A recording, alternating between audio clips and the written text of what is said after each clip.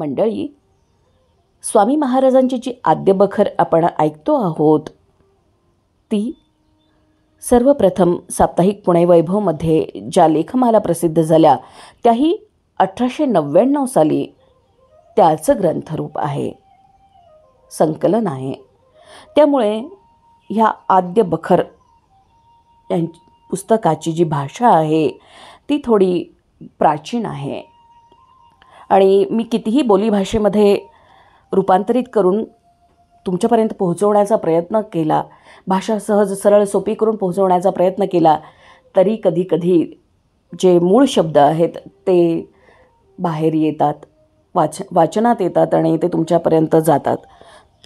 संदर्भ हे जुने आहेत, त्यामुळे त्या काळच्या परिस्थितीचं वर्णन बऱ्याचदा आलेलं आहे. तर फक्त एवढं तुम्ही समजून घ्यावं आणि ते समजून घेऊन मग हे अभिवाचन ऐकावं, म्हणजे तुम्हाला ते वेगळं वाटणार नाही, आपलंसं वाटेल, अधिक आपलंसं वाटेल. धन्यवाद. आता सुरू करूयात आजच्या अभिवाचनाला. नमस्कार. अक्कलकोटस्थ श्री स्वामी समर्थ महाराजांची आद्य बखर, प्रकाशक धार्मिक प्रकाशन संस्था. अभिवाचन अदिती पालिमकर. भाग 3. श्री स्वामी समर्थ. जय जय स्वामी समर्थ. श्री स्वामी समर्थ. स्वामी माझा अवतरला, दीनभक्तांचे काजाला. हरिभाऊ उर्फ स्वामीसूत म्हणून महाराजांचे परम निस्सीम भक्त होऊन गेले. हे मोठे वर्दी होते. त्यांचं चरित्र पुढील भागात येईलच. यांनी असं प्रतिपादन केलं आहे की महाराजांचा जन्म हस्तिनापूर नजीक छलीखेडे ग्रामात चैत्र शुद्ध द्वितीयेला झाला. त्याप्रमाणे सदरमितीस मुंबईच्या मठात महाराजांचा उत्सव होतो. जन्मसंबंधाने स्वामीसुतांनी खालील अभंग केला आहे. स्वामी माझा अवतरला, दीनभक्ताचे काजाला. छेलीखेड्या ग्रामा माझी, झावला अवतार हा सहजी. गोटी खेळण्याचा रंग, तेव्हा मनी झालो दंग. तिथे होता विजयसिंग, आता येथे करू रंग. गोटी विजयसिंग मारी, दुसरी गोटी होय करी. गोट्यांचा हो पडला ढीग, चकित झाला विजयसिंग. गोटी स्वामी माया झाली, स्वामी हस्ती ती शोभली. गोट्या झाल्या राणोमाळ, काय मौजेचा तो खेळ. एक प्रहर खेळ केला, समर्थे दाविली ती लीला. स्वामी सुत म्हणे झाला, अवतार भक्ताच्या काजाला. अवतार भक्तांच्या काजाला. याप्रमाणे महाराजांच्या जन्मसंबंधाने काही भक्तांचं मत आहे. महाराजांची लीला अगम्य होती आणि त्याच संबंधाने कोणतीही विचित्र गोष्ट सांगितली तरी ती असंभवनीय आहे असं ज्यांनी महाराजांची दैविक कृती पाहिली आहे त्यांना वाटायचं नाही. ब्रह्म तदाकार वृत्ती होणे का वाटेवर पडली आहे. महाराज हे दत्तावतार आहेत असं त्यांचे भक्तच म्हणतात असं नाही, तर मोठमोठे योगी सिद्ध तापसी महाराजांची कीर्ती ऐकून दर्शनाला येत आणि महाराज अवतारी असल्याबद्दल आपली खात्री करून नगरवासी जनांना तसा उपदेश करून जात असत. आळंदीचे श्री नृसिंह सरस्वती आणि यशवंतराव महाराज देऊळ मामलेदार हे साधूही स्वामी महाराजांना अवतारी मानत असत. फार तर काय, पण मूर्तीपूजा निषेधक ब्रह्मवेत्ते, वेदोक्त धर्मप्रकाश करते, विष्णुबुवा ब्रह्मचारी ज्यांनी वेदोक्त विषयाचे चांगले अध्ययन करून हजारो ठिकाणी ख्रिस्ती धर्ममते पूर्णपणे खंडन करून कीर्ती मिळवली, त्यांनी आपले वेदोक्त धर्मप्रकाश ग्रंथात ज्ञानोबा, नामदेव, चांगदेव इत्यादी साधुपुरुषांनी केलेले चमत्कार खरे नसावे म्हणून प्रतिपादन केले होते. त्यांना ते प्रतिपादन खोटं असून अशा तऱ्हेचे अलौकिकत्वाबद्दलचे पूर्णपणे खात्री करून देण्यास श्री स्वामी समर्थच कारण झाले. ती गोष्ट पुढीलप्रमाणे. अक्कलकोटच्या राजेसाहेबांना म्हणजे श्रीमंत मालोजीराजे यांना वेदांत ग्रंथ ऐकण्याचा छंद खूप होता. ज्ञानेश्वरी, अमृतानुभव वगैरे वेदांत संबंधी ग्रंथांचा अर्थ समजून घेण्याकरिता राजमान्य राजश्री रामभाऊ चिंचणीकर, गोपाळशास्त्री हेरळीकर वगैरे मंडळी त्यांनी चांगली वेतने देऊन आपल्या पदरी ठेवली होती. नित्यशः राजवाड्यात वेदांताची चर्चा चालावी, बहुत दिवस याप्रमाणे क्रम चालला होता. पुढे मुंबईहून विष्णुबुवा यांची कीर्ती ऐकायला यायला लागली. त्यांनी वेदांवर प्राकृत टीका करून पुस्तक रूपाने प्रसिद्ध केलंय आणि पाद्री लोकांशी वाद करून त्यांचं खंडन केलंय. ते जगप्रसिद्ध वक्ते असून वेदांतावर उत्तम व्याख्यानं देतात वगैरे हकीकत राजेसाहेबांच्या कानी आल्यामुळे ब्रह्मचारी यांच्या मुखातून वेदांत विषय श्रवण करावा अशी त्यांना इच्छा निर्माण झाली आणि हरप्रयत्नांनी ब्रह्मचारी बुवांना त्यांनी अक्कलकोटाला आणवलं. बुवांनी बरेच दिवस राजवाड्यात वेदांताची चर्चा चालवून पुष्कळ व्याख्यानं दिली. एके दिवशी ब्रह्मचारी बुवांच्या मनात आलं की आता श्री स्वामी महाराजांच्या सन्निध जाऊन वेदांत विषयावर भाषण करावं. बुवांबरोबर 3 पारशी गृहस्थ होते. तेही त्यांच्याबरोबर महाराजांकडे गेले. महाराजांचं दर्शन घेऊन बुवांनी वेदांतावर पुष्कळ वेळ भाषण केलं आणि शेवटी ब्रह्मपद तदाकार वृत्ती काय केल्यानं होते असा महाराजांना प्रश्न केला. बुवांच्या सर्व गोष्टी महाराजांनी ऐकून घेतल्या, पण उत्तर म्हणून बिलकुल दिलं नाही. बुवांना वाटलं स्वामी वेडे आहेत, त्यांची उगीच कीर्ती झाली आहे, त्यांना काही कळत नाही. आपण मोठे विद्वान, शहाणे आणि महाराजांपेक्षा श्रेष्ठ आहोत असा अभिमान मनात धरून पार्शांसह बुवा बिऱ्हाडी गेले. त्याच रात्री विष्णुबुवांच्या अंगावर हजारो विंचू चढल्याचा स्वप्नात त्यांना भास झाला. विंचू पाहून ते फार भयभीत झाले. त्या विंचवांपैकी एका विंचवाने आपणास दंश केला असं बुवांना स्वप्न पडलं. बुवांची बोबडी वळली आणि मेलो मेलो मेलो अशी बोंब मारत बुवा उठले. पारशी जवळच झोपलेले होते. ते जागे झाले आणि विष्णुबुवांना धरून ओ सावध व्हा सावध व्हा म्हणून धीर देऊन त्यांनी शुद्धीवर आणलं. स्वप्नातली गोष्ट बुवांनी पारशांना सांगितली. आपण महाराजांना नावं ठेवली त्याचं तर हे फळ नसेल ना अशी बुवांच्या मनात शंका आली. दुसऱ्या दिवशी पारशांसह वर्तमान स्वारी महाराजांकडे आली. महाराजांचं दर्शन घेऊन सन्निध बसले. विष्णुबुवा वेदांत विषयावर पुन्हा बोलू लागले आणि ब्रह्मपद तदाकार वृत्ती काय केल्यानं होते असा पूर्वीचा प्रश्न पुन्हा महाराजांना केला. महाराज म्हणाले, हत्ते गाढवा, अरे स्वप्नात हजारो विंचू तुझ्या अंगावर चढले म्हणून तू घाबरतोस आणि स्वप्नातील विंचू चावला तर बोंबा मारीत उठतोस आणि गोष्टी तर वेदांताच्या करतोस. अरे तू तर केवळ पडत मूर्ख आहेस.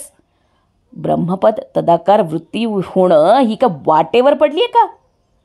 पुष्कळ वाचाळपणा करून ब्रह्म बोलून कोटीवर कोटी करून वेदांत बोललास म्हणून योगी झालास काय? उठ, आल्या वाटेनं चालता हो. बुवा खजील होऊन बिऱ्हाडीत परत गेले. महाराजांनी आणखी मनोमय खुणा त्यांना समजावून दिल्याने बुवांची पक्की खात्री झाली की महाराज हे अवतारी पुरुष आहेत. गाणगापूर इथं भक्तांना अक्कलकोटास जाण्याविषयी दृष्टांत होत असत. तसंच गिरनार पर्वतावरही श्री समर्थांनी आपल्या भक्तांना दृष्टांत दिलेत. त्यापैकी काही इथे सांगतो. गाणगापूरच्या श्री नृसिंह सरस्वतीस नवस केलेला पुष्कळ भक्तजन अक्कलकोटास श्री स्वामी सन्निध तो फेडत असत. घाटावरील एका ब्राह्मणाने श्री नृसिंह सरस्वतीचा नवस केला होता की आपणास पुत्र झाल्यास त्याचं उपनयन गाणगापुरास येऊन करेल. श्री दत्तकृपेने पुढे त्याला मुलगा झाला. नवस फेडण्यासाठी ब्राह्मण कुटुंबासह वर्तमान गाणगापुरास जायला निघाला. अक्कलकोटपर्यंत गेल्यावरती ब्राह्मणाची खर्ची संपली. तेव्हा ब्राह्मणाने श्री स्वामींची विनंती केली की आपल्या हातून गाणगापुरास जाऊन नवस फेडला जात नाही. महाराज देवावतार आहेत, सबब नवस अक्कलकोटातच फेडून घ्यावा. महाराजांच्या कृपेने ब्राह्मणाला द्रव्याची मदत मिळून त्याच्या मुलाचं उपनयन अक्कलकोटात केलं गेलं. आणि केलेल्या नवसाची सांगता करून आपल्या देशी तो परत गेला. अक्कलकोटाला हल्ली दत्तजयंतीचा आणि गुरुप्रतिपदेचा उत्सव होतो. अक्कलकोटच्या राजेसाहेबांकडून सदर उत्साहाला वर्षाच्या 300 रुपयांची नेमणूक केलेली आहे. यावरून श्री स्वामी महाराज साक्षात दत्तावतार आहेत हे सर्वमान्य असल्याचं दिसून येईल. हमारी कस्तुरी अभी के अभी लाओ. मुंबईला ठाकूरद्वार नावाचं देवस्थान प्रसिद्ध आहे. या देवाच्या सभामंडपात उजव्या बाजूला छोटंसं देऊळ बांधलेलं असून त्यात स्वामी महाराजांची तसबीर आणि पादुका स्थापन केलेल्या आहेत. नित्यपूजन, आरती, धुपारती वगैरे समारंभ होत असून प्रत्येक गुरुवारी श्रींची पालखी निघत असते. हे संस्थान ठाकूरदासबुवा उर्फ श्री कृष्णबुवा यांनी स्थापन केलं आहे. त्याला सुमारे 25-30 वर्ष झाली. ठाकूरदासबुवा हे लहानपणापासून दत्तोपासक होते. नरसोबाची वाडी, गाणगापूर वगैरे ठिकाणी जाऊन दत्ताची सेवा करण्याची त्यांची फार हौस असे. श्री कृष्णबुवा हे कीर्तन फार उत्तम करत. मुंबईला त्यांची कीर्तनाबद्दल फार ख्याती आहे. असो, पुढे काही वर्षांनी श्रीकृष्णबुवांच्या अंगावरती प्रारब्ध योगाने श्वेतकुष्ठ उत्पन्न झालं. तोंडावर पांढरेपणा येऊन चेहरा विद्रूप दिसू लागला. बुवा विद्वान, सर्वमान्य असून या रोगाच्या योगानं त्यांना मरणप्राय दुःख झालं. 2 वर्ष पावे तो अनेक उपाय केले, पण कुष्ठ कमी होईना. यामुळे चित्त उदास होऊन ठाकूरदासबुवांनी निश्चय केला की यापुढे स्वजनास तोंड दाखवणं चांगलं नाही, करिता कुटुंबासुद्धा श्री काशी क्षेत्री जाऊन वास करावा. त्याप्रमाणे तयारी करून आपले आवडते गाणगापूरचे पादुकांची अखेरची भेट घेण्यास ते गाणगापुराला आले. श्रींच्या पादुकांवर कस्तुरी अर्पण करण्याच्या हेतूने उत्तम कस्तुरी त्यांनी बरोबर आणली होती. श्रींचं दर्शन घेऊन पादुकांची यथासांग पूजा केली, मात्र कस्तुरी अर्पण करण्यास त्यांना विसर पडला. मग बुवांनी ब्राह्मण भोजन करून त्या दिवशी मंदिरात उत्तम प्रकारचं कीर्तन केलं आणि काशीस जाण्याबद्दल श्रींची आज्ञा मागितली. त्याच रात्री बुवांना दृष्टांत झाला की अक्कलकोटाला जाऊन श्री दत्तस्वामी समर्थ यांचं दर्शन घ्यावं, म्हणजे रोगापासून मुक्त होशील. श्री कृष्णबुवा प्रातःकाळी जागे झाले. तो रात्रीचे दृष्टांत त्यांना आठवला. स्नानसंध्यादी नित्यकर्म केलं आणि श्री नृसिंह सरस्वतींच्या पादुकांचं दर्शन घेऊन बुवांनी अक्कलकोटचा रस्ता धरला. 3ऱ्या दिवशी अक्कलकोटाला बुवा पोहोचले. स्वामी महाराज कुठे आहेत याचा तपास करत असताना बाहेरगावची एक वेश्या अक्कलकोटास येऊन राहिली होती. तिच्या घरी महाराज असल्याचं कळलं. बुवा लगबगीनं दर्शनाला निघाले. श्री स्वामींच्या चरणी मस्तक ठेवून बुवांनी दर्शन घेतलं. महाराज बुवांकडे पाहून म्हणाले, हमारी कस्तुरी अब्बी के अब्बी लाओ. ठाकूरदास बुवास आपण पादुकांवर अर्पण करण्यास कस्तुरी आणली होती याचं स्मरण झालं. कस्तुरी विस्मरणाने तशीच राहिली होती. श्री स्वामी महाराजांनी त्याची आठवण करून दिली. त्यावरून बुवांची पक्की खात्री झाली की स्वामी महाराज हे साक्षात दत्तावतार आहेत. बुवांनी बिऱ्हाडी जाऊन कस्तुरीची पुडी आणून श्री स्वामींच्या हातात दिली. महाराजांनी हास्य करून ती कस्तुरी तिथे लहान लहान मुले जमली होती त्यांना वाटून दिली. श्री स्वामींची सेवा करत श्री कृष्णबुवा काही दिवस राहिले. एके दिवशी बुवा दर्शनास आले असताना महाराजांनी जवळच धुनी पेटवली होती. त्यातलं एक जळकं लाकूड बुवांच्या अंगावर फेकलं आणि सेवेकरांनी जय जयकार करून बुवांना सांगितलं की तुमचं कार्य झालं. ते काष्ठ नित्य उगाळून त्यात गाणगापूरचे भस्म मिश्रण करून त्याचा लेप कुष्ठावर श्रीकृष्णबुवा नित्य लावू लागले. याप्रमाणे काही दिवस गेल्यावर कुष्ठ नाहीसं झालं. बुवांची सेवा चालली असताना त्यांच्या कुटुंब सौभाग्यवती राधाबाई ह्याही स्वामींची एकनिष्ठ भावाने सेवा करत होत्या. बुवास त्यावेळेस 7 वर्षांची कन्या मात्र होती. बाईने महाराजांस पुत्रप्राप्तीबद्दल प्रार्थना केली. महाराजांनी आपल्या डोकीची टोपी काढून बाईच्या ओटीत फेकून दिली. बाईने हा महाप्रसाद समजून आनंदानं महाराजांना साष्टांग नमस्कार घातला. पुढे 12 महिन्यांच्या आत बाईंना पुत्र झाला. त्याचं नाव गुरुनाथ ठेवलं. श्री स्वामी महाराजांच्या आज्ञेप्रमाणे गुरुनाथाचा व्रतबंधही अक्कलकोटास स्वामी सन्निध झाला. शके 1792 साली माघ मासात अक्कलकोटास शिवरात्रीच्या दिवशी ठाकूरदास बुवा कीर्तन करत असताना आपल्या डोकीची भरजरी टोपी काढून गुरुनाथांच्या डोक्यात महाराजांनी घातली.